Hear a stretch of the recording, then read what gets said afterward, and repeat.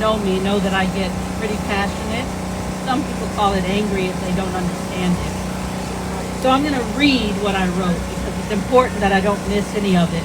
But I'm going to share this one part. I expected to see more people here today because I think this is a pressing issue. Every day we turn the news on and we see other people's babies afraid, running for cover, running with blood on them, hiding in closets. That's not an experience children should have ever in life. And so I expected to see a couple more police departments and people of authority here, and maybe they didn't get the word, but they should get the word after we go live and let them know we'll be back here next year. They got the word. And I appreciate, oh, they got the word. They got the word. My bad. Well, they got the word, so we got their word. So I'm going to start with, I used to be bullied. And I know some of you who know me today can't quite imagine that. But that's what made me who I am today. But that's not the outcome for everyone. Some people it breaks them, and some people it makes them. So I was bullied, so I had to bully back. Half-breed, red bone, poor trash, look at your hair. Why you have to wear that thing on your head? Do you really eat pig's feet? You're still not white. You're not black enough either. You sound white though. And different phrases like that started at a very young age. My brothers, if you know them, we lived in the town of Fallsburg, and they went to Fallsburg School, and they graduated, and they were bus drivers. And they're like 6'3", about 280 and change, so they were big boys. They couldn't go unnoticed. And they were bus drivers, and they got the tough bus route. But that didn't help me in school. I got bullied because those brothers of mine put them in check. I was light-skinned. My brothers are dark-skinned. My mother was a maid, a nurse, and a bartender. I moved to a new state and realized I really wasn't what people referred to as real black at the time. Scared to go outside and play with my own people because I listened to other people and watched way too much news. I didn't have a mother. The assumption was she was an addict and didn't want me. No, she died, idiot. Went to a Catholic school. I wore a uniform in Southeast DC. Need I say any more about being bullied or picked on?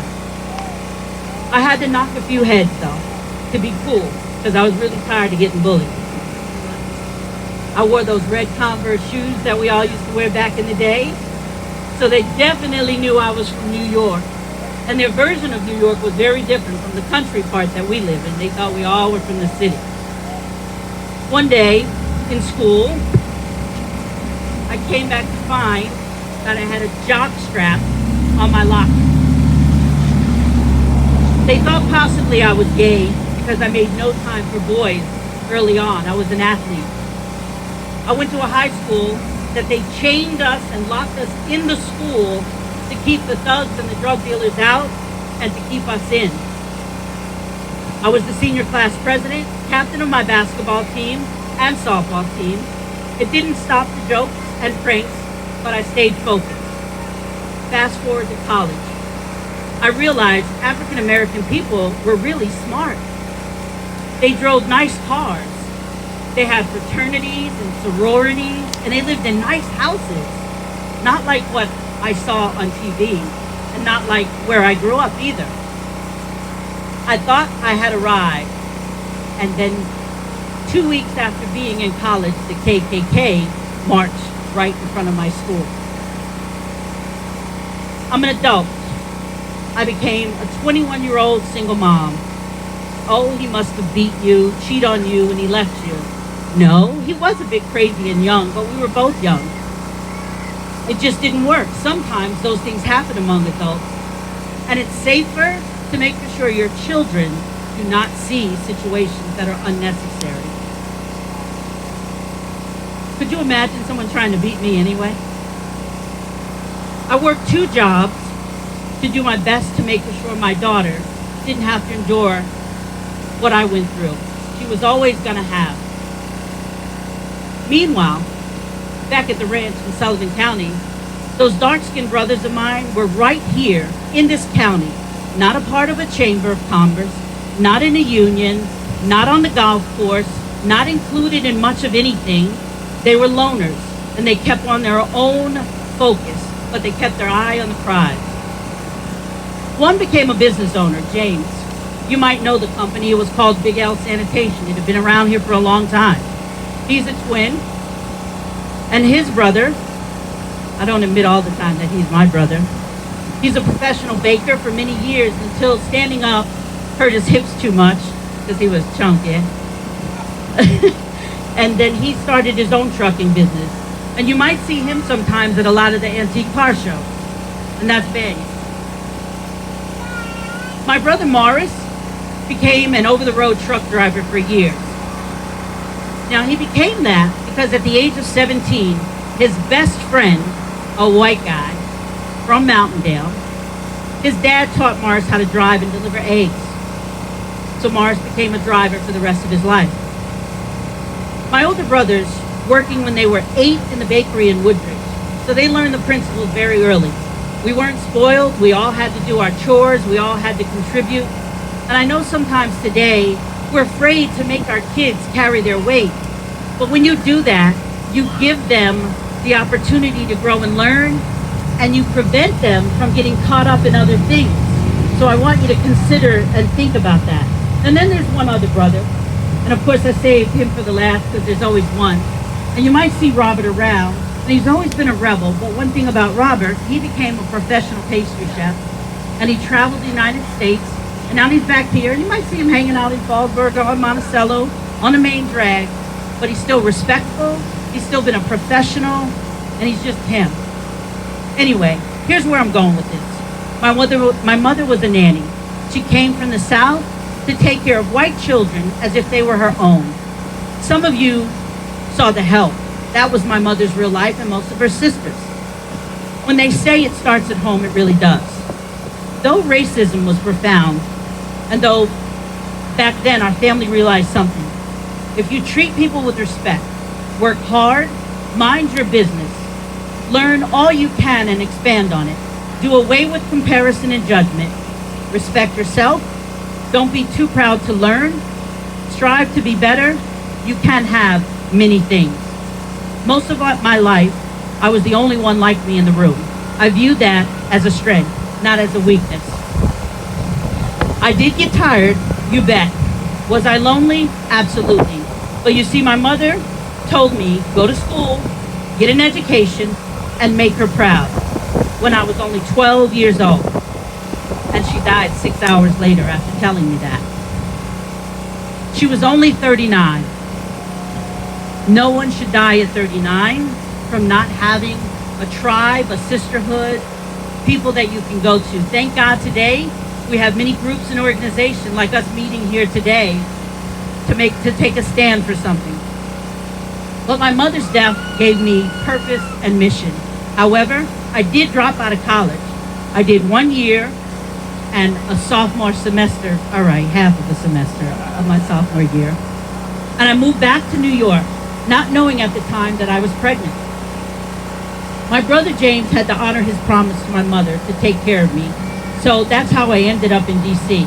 While I was there, he was here building a thriving business for over 20 years. I learned from him and I started mine in Narrowsburg.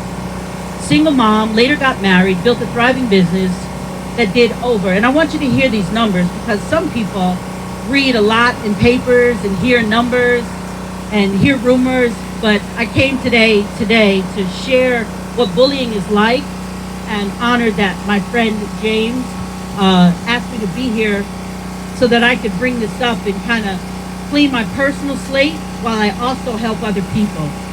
So my business did $65 million worth of gross revenue in this little county. I put $10.6 million of trash in the grounds of this county's bank account, employed over 125 men, and helped 10 young women transition from welfare to work. That's not a brag. I'm grateful that I had that opportunity, but I'm no slacker. Then the economy took a turn, and I bumped into my first adult bully in this county. And I'm ashamed to say she was a woman. I would have rather it been a man.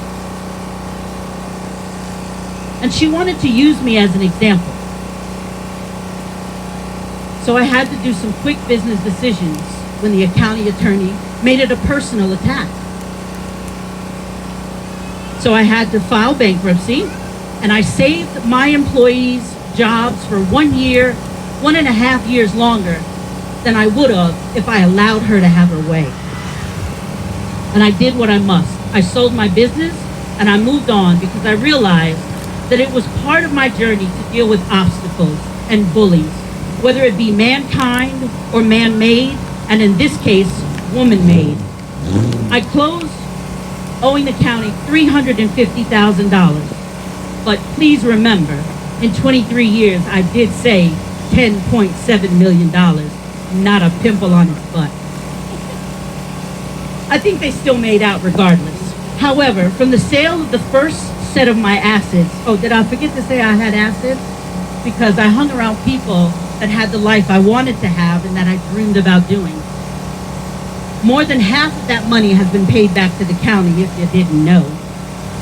Doing business is a gamble. I knew that, and so did they. The rest they can put on the account of my service to this community. I served for free on 9 boards in this county and represented myself and our community for 15 years on the New York State Small Business Development Center's board. I still own a trucking company today, a scrapyard, while recovering from bankruptcy. In 2004, I had another experience, and yes, this time, it was a man. I was inducted into the New York State Small Business Development Hall of Fame. I'm walking past this gentleman with my best friend Jackie at the time, and they were talking. And this guy said, yeah, I'll be out of here soon, but we gotta hang out and listen to this black chick who got all this financial assistance because she's a minority. They had no clue. I never got any financial assistance. I never got the hookup. As a matter of fact, it was a scar against me. People didn't think I could do it. And what was I doing, a woman with no education in a male-dominated industry? They found out later. Today, I'm an international life coach with the Healthy, Wealthy, and Wise coaching organization. I travel as an inspirational speaker. I share my story with you because if I can do it, you can change your life around too. However, you must be focused with a mission and a purpose. You must have all self-respect for yourself because you teach people how to treat you. You are setting the example every day, so be it. Teach your children these lessons. It starts at home. Watch what they allow in their minds. If they see hate, anger, envy, jealousy on TV and at home, on their PlayStations, and at school, why should they act any other way? Schools teach for test results, which equate to some as money and career. Newsflash, that has not one damn thing to do with living. Yes, get your education and continue to stay educated any chance you get. But there's something called personal development, and we need to start teaching our children about their character, their purpose, and their mission right from the beginning. That is the one thing that has changed my life forever.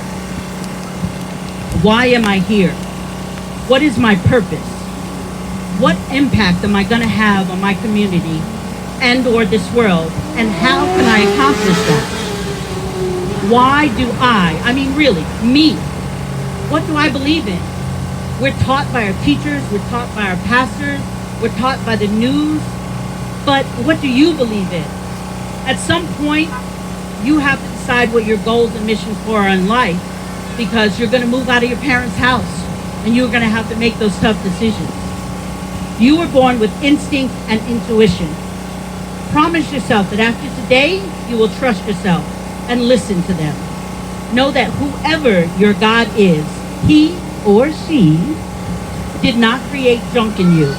We create junk when we don't use our God-given gifts and abilities. We all have them. We have this wind today, too. Making it obvious that I'm moving, right? Doing good. If we teach our children more of that and less of comparison and judgment, we can all get along safely together. The most important thing that I want to leave you with is, please, thank you, and occasionally I'm sorry.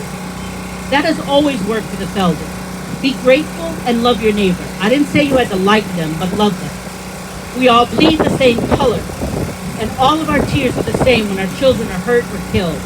There is no such thing as perfect. That's some buzzword they created eons ago.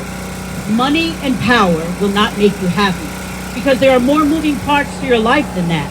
You must work in knowing your strengths and weaknesses so you may build upon them and not beat up on others because you lack the knowledge about them. You have choices every day that you are blessed to be able to make. Your first choice is to be accountable for your actions.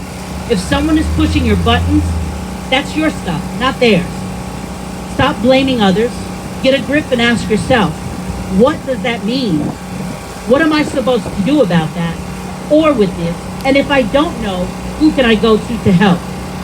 If a little girl from Mountaindale who lost her mom at age 12 moved to a foreign environment, had to continually deal with loss, being different, being the only one in that room or group, get pregnant early, fight for her fight for her seat at the table, fight for her right to be included as a woman among them, have the opportunity to employ a large population of people, raise 7 kids but only birth 1, lose everything and work to gain it back with no real training, including an 18-year marriage. Come on, you got this. Google nor YouTube was around to hook a girl up. Thank you for your love and opportunity to share my story.